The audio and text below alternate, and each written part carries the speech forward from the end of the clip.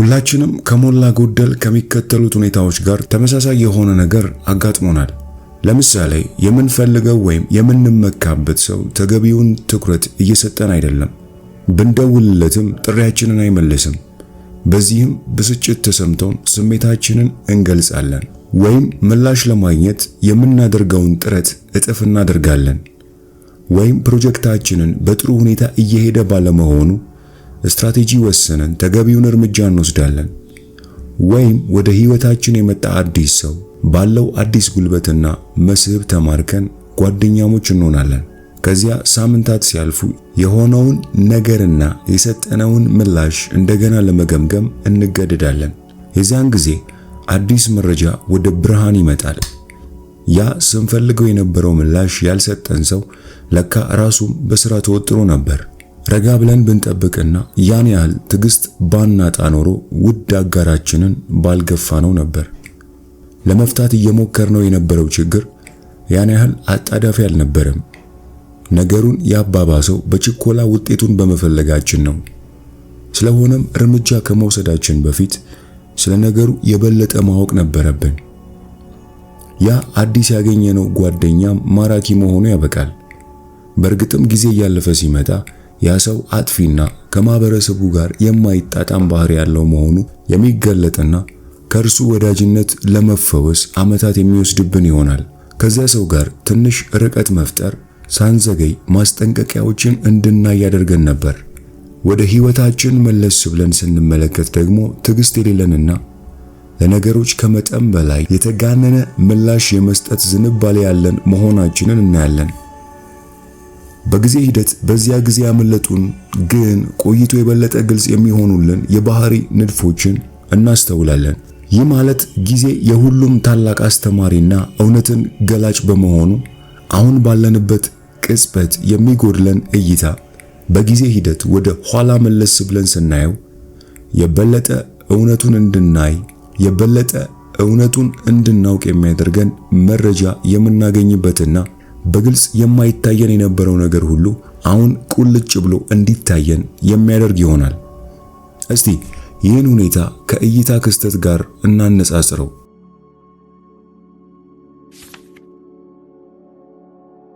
ለምሳሌ በተራራ ግርጌ ባለ ጥቅጥቅ ባለ ደን ውስጥ ያለንበትን ስፍራ ለማግኘትም ሆነ አካባቢያችንን በዝርዝር ለመረዳት ምንም አቅም የለንም። የምናየው በአይናችን ፊት ያለውን ብቻ ነው። ሆኖም በተራራው አንድ ጎን በኩል ወደ ላይ መውጣት ብንጀምር ግን አካባቢያችንና ከሌሎች የመሬት ገጽታ ክፍሎች ጋር እንዴት እንደሚያያዝ ማየት እንችላለን። ከፍ እያለን በወጣን መጠን ታች ሆነን እናስብ የነበረው ነገር ትክክለኛ እንዳልሆነና በትንሹ የተዛባ አመለካከት ላይ የተመሰረተ እንደነበር እንገነዘባለን። ተራራው ጫፍ ላይ ስንደርስ ስለ መሬቱ አቀማመጥ ግልጽና ጥርት ያለ እይታ ይኖረናል። በአሁኑ ቅጽበት ተቆልፈን ያለነው እኛ ግን ከተራራው ግርጌ የምንኖር ያህል ነን። ለዓይኖቻችን በጣም ግልጽ የሆነው ነገር ማለትም በዙሪያችን ያሉ ሰዎች፣ በዙሪያው ያለው ጫካ የሚሰጠን የእውነታው የተወሰነ የተዛባ እይታ ነው። የጊዜ ማለፍ ለኛ በተራራው ላይ ቀስ ብሎ እንደመውጣት ነው። አሁን የሚሰሙን ስሜቶች ብዙም ጠንካራ ስላልሆኑ ራሳችንን ከነርሱ ነጥለን ነገሮችን በግልጽ ማየት እንችላለን። ከዚያም በጊዜ ሂደት ወደ ላይ ከፍ ብለን እየወጣን ስንሄድ በምናየው ስዕል ላይ የበለጠ መረጃ እንጨምራለን።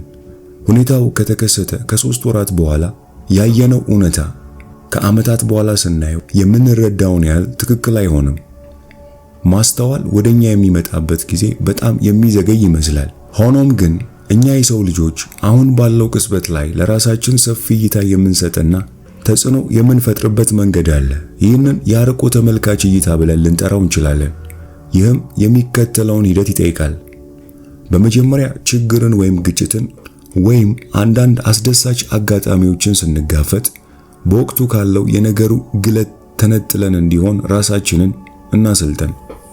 በዚህም ደስታችንን ወይም ፍርሃታችንን ለማርገብ እንሰራለን። የተወሰነ ርቀትም እናገኛለን።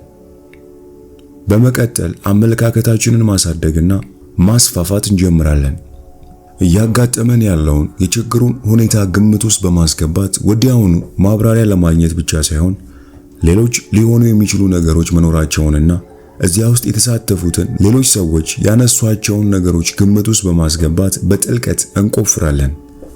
ትኩረት የምናደርገው ወዲያውኑ ትኩረታችንን የያዘው ነገር ላይ ብቻ ሳይሆን የነገሩ አጠቃላይ ሁኔታ ላይ እንዲሆን ራሳችንን እናስገድዳለን። በሌላ አነጋገር ይህ ሂደት የራሳችን የረጅም ጊዜ ቅድሚያ የሚሰጣቸው ነገሮች ጨምሮ ድርጊቶቻችንን የሚያስከትሏቸውን ውጤቶች እንዲሁም አሁን ካለው ነገር ራቅ ማለትን፣ የችግሮቹን ምንጭ በጥልቀት መመልከትን፣ አጠቃላይ ሁኔታውን በተመለከተ ሰፊ እይታንና ስለ ወደፊቱ አርቆ መመልከትን ያካትታል።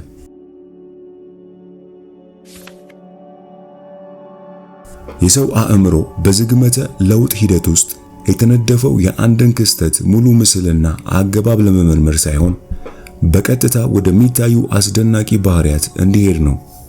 ይህ በአንጻራዊነት ቀላል ለሆነ አካባቢና በጎሳ ውስጥ ላለ ቀላል ማህበረሰብ አደረጃጀት ውስጥ በሚገባ ሰርቷል። ነገር ግን ይህ በአብዛኛው የስሜት ሕዋሳታችንና ስሜቶቻችንን የሚያነቁ ነገሮችን እንድናስተውልና ትልቁን ምስል እንድንስት የሚያደርገን በመሆኑ አሁን ለምንኖርበት ውስብስብ ዓለም አይስማማም። አእምሮአችን የተነደፈው ወደፊት ለሚመጡት ሌሎች ተጨማሪ ረቂቅ የሆኑ አደጋዎች ትኩረት እንዲሰጥ ሳይሆን በአካባቢያችን ምን ሊጎዳ እንደሚችል ወዲያውኑ እንድናስተውል ለማድረግ ነው።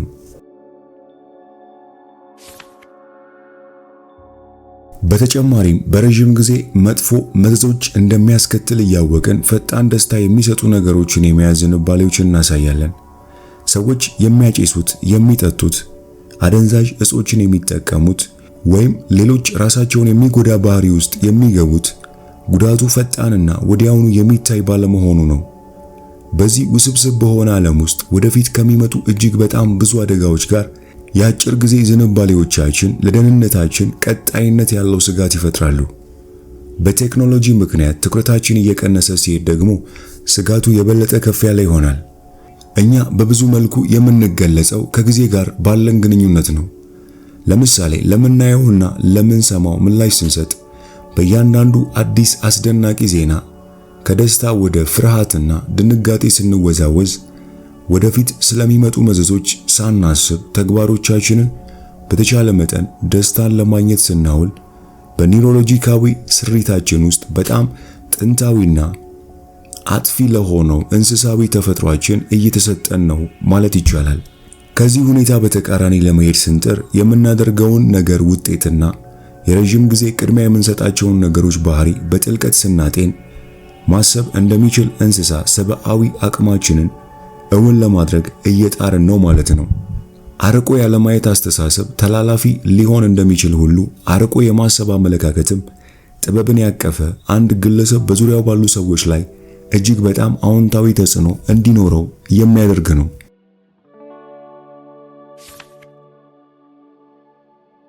ትዕግስትን ማዳበር። በመጀመሪያ ደረጃ ትዕግስትን ማዳበር አለብን። ትዕግስት ልክ እንደ ጡንቻ ጠንካራ እንዲሆን ስልጠናና ድግግሞሽ ይጠይቃል። ከውሳኔ በፊት ወደ ኋላ መለስ ስለማለትና ነገሮችን ለማዘግየት እንሞክር። እርምጃ ከመውሰዳችን በፊት 1 ወይም 2 ቀን እንጠብቅ። ሁለተኛው አስፈላጊ የሆኑ ጉዳዮች ሲያጋጥሙን የረጅም ጊዜ ግቦቻችንና እንዴት ማሳካት እንደምንችል ግልጽ ግንዛቤ እንዲኖረን ማድረግ ይገባል። የዚህ አንዱ ክፍል የተሳታፊ አካላትን አንጻራዊ ጥርጣሬና ድክመቶች መገምገም የሚያካትት ሲሆን እንዲህ ያለው ግልጽነት በዙሪያችን ያሉ ሰዎች የሚሰነዝሩብንን የማያቋርጥ ስሜታዊ ምላሾች እንድንቋቋም ያስችለናል። በመጨረሻም ጊዜ ትክክል መሆናችንን እንደሚያረጋግጥልን ማመንና በቁርጠኝነት መጠበቅ ብቻ አስፈላጊ ነው።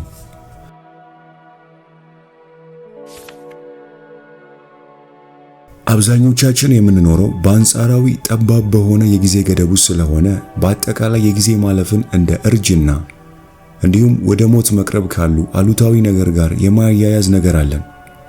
ስለዚህ ሳናውቀው የጊዜውን ማለፍ የሚያስታውሰንን የወደፊቱንና ያለፈውን ነገር በጥልቀት ማሰብ አንፈልግም። ስለዚህ ከወደፊቱ ጋር በተያያዘ ከ1 ወይም ከ2 ዓመት በኋላ ስለምናደርጋቸው ነገሮች ስላሉን እቅዶች ለማሰብ ብንሞክርም የምናስበው ነገር በአብዛኛው ከጥልቅ ትንታኔ ይልቅ የቀን ህልም ወይም ምኞት ነው። ካለፈው ጋር በተያያዘ ከልጅነት ጊዜ ጀምሮና ከዚያ በኋላ ባሉት ዓመታት ጥቂት አስደሳች ወይም የሚያሰቃዩ ትዝታዎች ሊኖሩን ቢችሉም በአጠቃላይ ግን ያለፈው ነገር ግራ እንድንጋባ የሚያደርገን ነው። በእያንዳንዱ ዓመት ብዙ ለውጥ ስለሚኖረን ከ5 ከ10 ከ20 ዓመታት በፊት የነበረው ማንነታችንን እንደ እንግዳ ሊመስለን ይችላል። ስለ ማንነታችን ማለትም በ5 ዓመትና በ35 ዓመት ዕድሜ ባለው ማንነታችን መካከል የመተሳሰር ስሜት የለንም። ስለዚህ በሁለቱም አቅጣጫ ብዙ ርቀት መሄድ ስለማንፈልግ በአብዛኛው የምንኖረው ለምናየው፣ ለሰማነውና ሌሎች ለሚያደርጉት ምላሽ በመስጠት በአሁኑ ጊዜ ውስጥ ነው። የምንኖረው ከጊዜው ማለፍ ለሚያዘናጉና የበለጠ ሕያውነት እንዲሰማን ለሚያደርጉ ቅጽበታዊ ተድላዎች ነው። ግን ለዚህ ሁሉ ዋጋ እንከፍላለን። ስለ ሞትና ስለ እርጅና አብዝቶ ማሰብ የማያቋርጥ ጭንቀት ይፈጥራል። ምክንያቱም ከእውነታው ጋር እየተገናኘን አይደለም። በአሁኑ ጊዜ ላሉ ክስተቶች ያለማቋረጥ ምላሽ መስጠት ደግሞ በአጭር ጊዜ ውስጥ በብዙ ድንገተኛ ለውጦች ውስጥ እንድናልፍ ያደርገናል።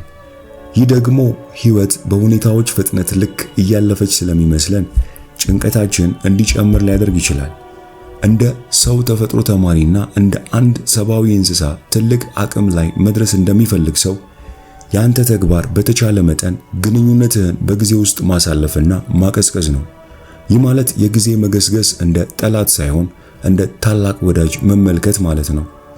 እያንዳንዱ የሕይወት ደረጃ የራሱ ጥቅሞች እንዳሉትና ከእድሜ ጋር ትልቅ እይታ እንደሚመጣ መረዳት ያስፈልጋል። እንደዚያ ከሆነ እርጅና አያስፈራም፣ ሞትም እንደዚያው።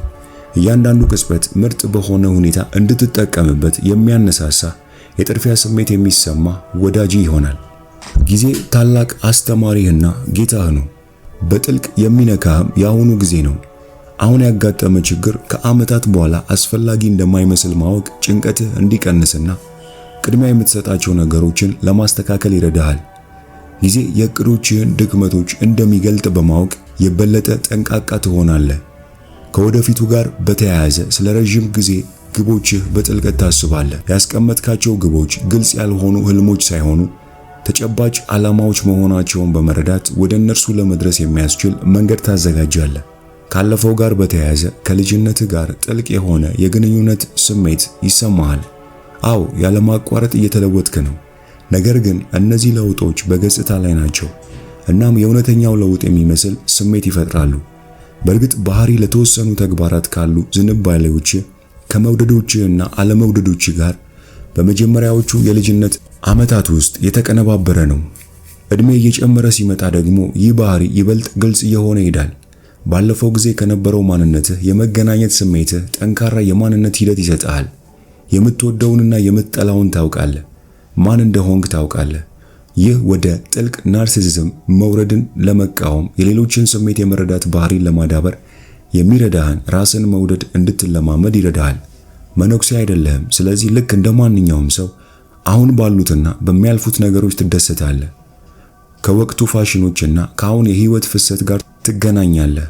ነገር ግን የረጅም ጊዜ ግቦች ላይ በመድረስና ችግሮችን በማሸነፍ የበለጠ ደስታ ታገኛለህ። ይህ ከጊዜ ጋር ያለ ሰፊ ግንኙነት የበለጠ የተረጋጋ፣ የበለጠ ተጨባጭ፣ አስፈላጊ ከሆኑ ነገሮች ጋር የበለጠ የምትስማማ ያደርጋል።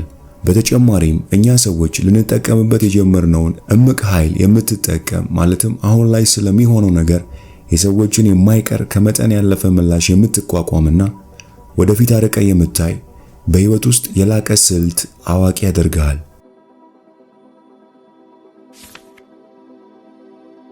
የዛሬ መጽሐፍ ቅምሻችንን ይመስል ነበር። ከዛሬው መጽሐፍ የትኛው ሐሳብ ተመቻችሁ? ኮሜንት ላይ ጻፉልኝ። ይህንን መጽሐፍ ሙሉውን በአማርኛ የምትፈልጉ ብቻ ከታች ባለው የቴሌግራም ሊንክ አድራሻ